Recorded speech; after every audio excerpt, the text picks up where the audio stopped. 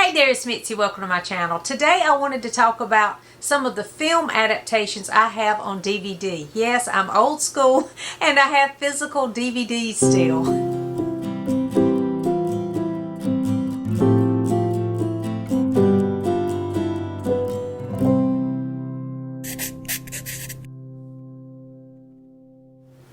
So I have been collecting over the years DVDs of movies that I enjoy, and I'll just be honest, I'm not a big movie person, so there's not that many. Now, I'm not saying I don't enjoy movies, I do, but they've really got to catch my attention, because I don't know what it is about sitting down watching a movie, but I just don't have the patience for it. I don't know what the problem is. But when it comes to a period drama, I'm usually pretty pulled in by those. And so Victorian classics, when they have a film adaptation of a Victorian classic, I'm usually more apt to watch that. But I will say, most of these DVDs that I have not even watched, so I'm kind of like, why am I sharing these? But anyway, you can tell me if you've seen them and if I should put those as a priority, because Victober is almost over. We have one full week left and a couple of days,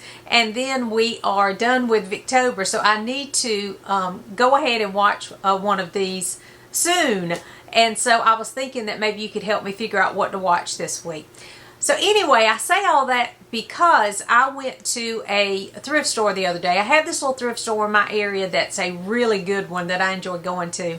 And my husband noticed that they had some DVDs, and he said, "Oh, do you have these?" Because they were super cheap. They were like $1 a piece. And so I said, "No, I don't have any of those." Picked them all up. And they were some BBC, how BBC does those series of some Charles Dickens books. And so these are film adaptations from some of the Charles Dickens novels. And so I have Hard Times. Again, these were in the thrift store, and so I picked them all up. And they'd never been opened, so I know they're in good shape.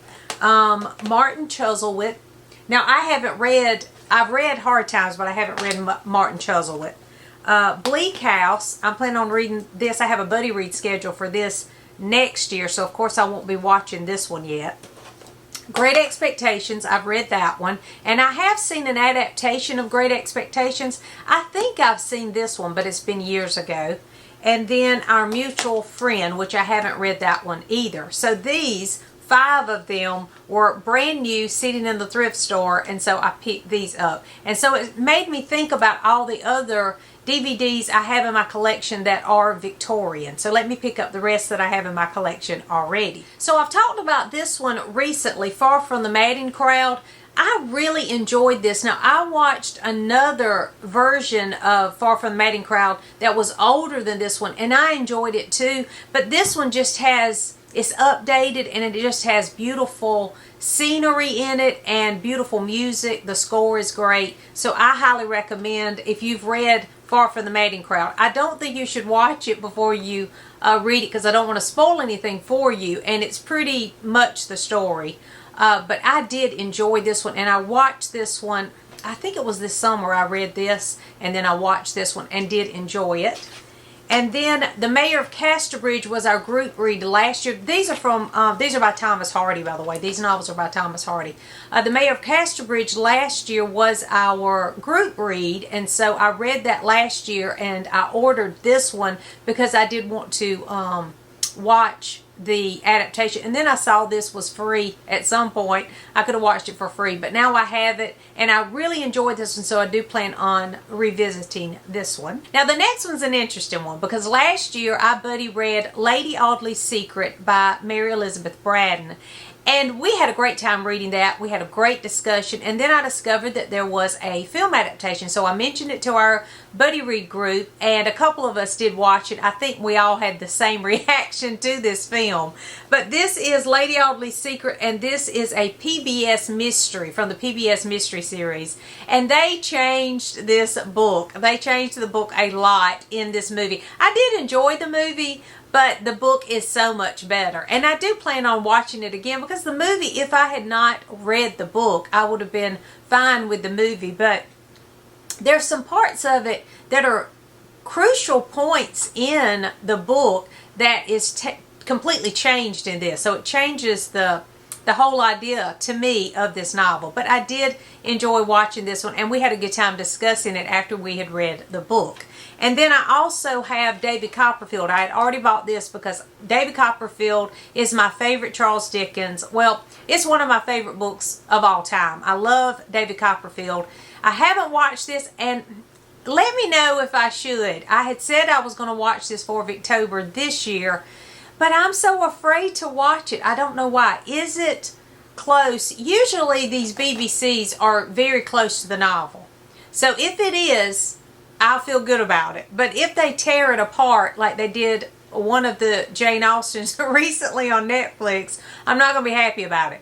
So that's why I haven't picked this one up. But it is older and it is a BBC, so I feel like I'm safe on watching this one. So let me know if I should make this a priority and go ahead and watch this week. And another one I found at a thrift store at Second and Charles. If you're familiar with Second and Charles, it's a chain of stores around the United States. We have one here, and it's a big secondhand bookstore, and I love it.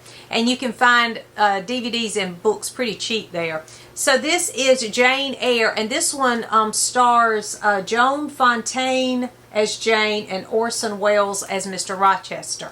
So I've had to pick this up because I was interested in it, and it was super cheap. It's still in the wrapper though, because I think I picked it up this summer.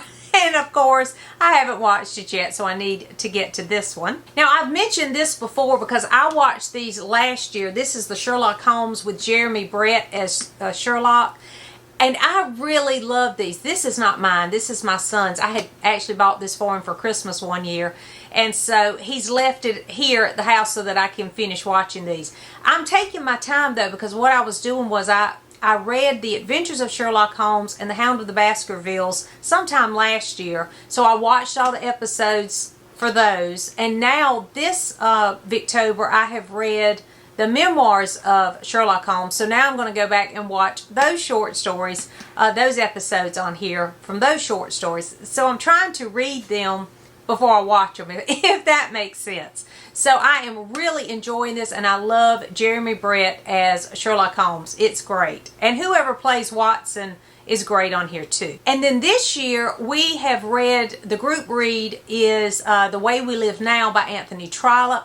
I loved The Way We Live Now. I started it in September to get a head start to make sure I'd finish it because it's a pretty chunky book, and I loved it so much that I ordered the DVD for The Way We Live Now, the little mini series. I can't wait to watch this. This is a BBC production too, so hopefully it's pretty close. Again, they are usually pretty true to the story, and so I'm excited to watch this one because I did love The Way We Live Now, the novel. And then finally, this is my favorite collection, and that is the Elizabeth Gaskell collection. In this one we have Wives and Daughters, Cranford, and North and South. But I have not watched Wives and Daughters because I haven't read Wives and Daughters.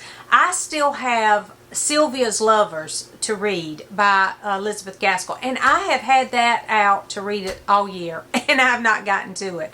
So I need to read Sylvia's Lovers because I had decided I was going to save her last novel, Wives and Daughters, until last to read. And I can't read it until I finish reading Sylvia's Lovers. Is that what it's called? Sylvia's Lovers. Yeah. So I need to read Sylvia's Lovers. So next year I plan on reading Sylvia's Lovers and then finally getting to Wives and Daughters so I can finally watch the Wives and Daughters adaptation. I tell you though, I really have loved the Elizabeth Gaskell adaptations. And if you have not seen the North and South, you have to, because that is one of the best adaptations that there is. Now there is a different scene at the end of it, but I don't care. It's a great scene, and I love it. And I have watched. That's one of those movies that I can just put in and watch over and over again. It's kind of like Pride and Prejudice. You know, you just put it in and let it play. That is how North and South is. So if you have not read North and South by Elizabeth Gaskell, go read it and then go find that adaptation, because so far It's one of my favorite movie adaptations of any novel out there, so I highly recommend that. But I am very excited to get to Wives and Daughters, but I do want to read the book before I watch the adaptation. I don't know if you're like that, but I like to do that. So yes, I have plenty of DVDs, plenty of film adaptations of these Victorian classics that I have not watched that are sitting here, and I really need to get to them.